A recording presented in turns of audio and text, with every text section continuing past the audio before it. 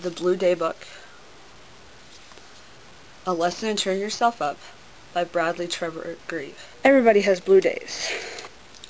These are miserable days. You feel lousy, grumpy, lonely, and utterly exhausted. Days when you feel small and insignificant. When everything seems just out of reach. You can't rise to the occasion. Just getting up seems impossible. On blue days you can become paranoid that everyone is out to get you. This is not always such a bad thing. You feel frustrated and anxious, which can induce a nail-biting frenzy that can escalate into a triple chocolate mudcake eating frenzy in the blink of an eye. On blue days you feel like you're floating in an ocean of sadness.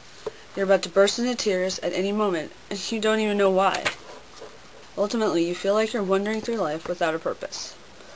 You're not sure how much longer you can hold on, and you feel like shouting, "Will someone please shoot me?"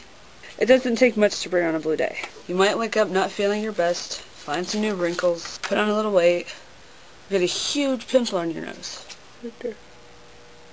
You could forget your date's name, or having an embarrassing photograph published. You might get dumped, divorced, or fired. Make a fool of yourself in public. Be afflicted with a demeaning nickname.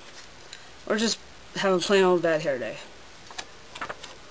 Maybe work is a pain in the butt.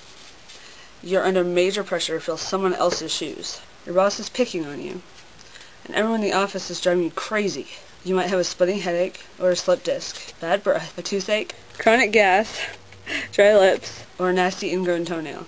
Whatever the reason, you're convinced that someone up there doesn't like you. Oh, what to do, what to do.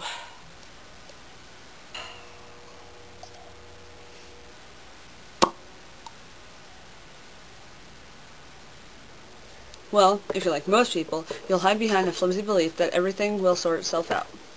Then you'll spend the rest of your life looking over your shoulder, waiting for everything to go wrong all over again.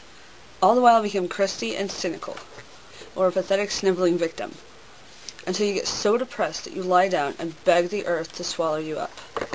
Or even worse, become addicted to Billy Joel songs.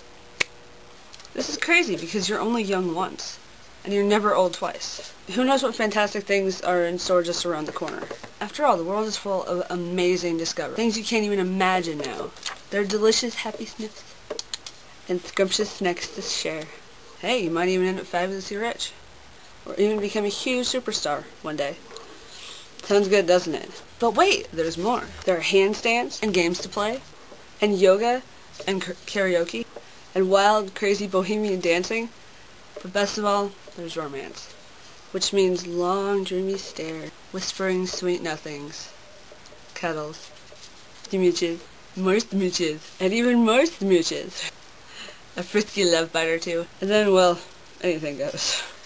So how can you find that blissful, just slipping into a hot bubble bath feeling? It's easy. First, stop slinking away from all those nagging issues. It's time to face the music. Now just relax, take some deep breaths, in through the nose and out through the mouth. Try meditating, if you can. Or go for a walk to clear your head. Accept the fact that you'll have to let go of some emotional baggage. Try seeing things from a different perspective. Maybe you're actually the one at fault. If that's the case, be big enough to say you're sorry.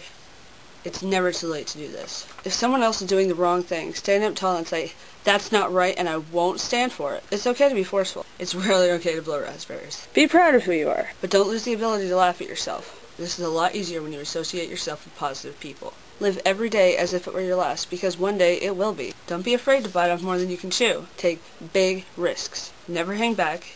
Get out there and go for it. After all, isn't that what life is all about? I think so too. The end. That book always makes me happy.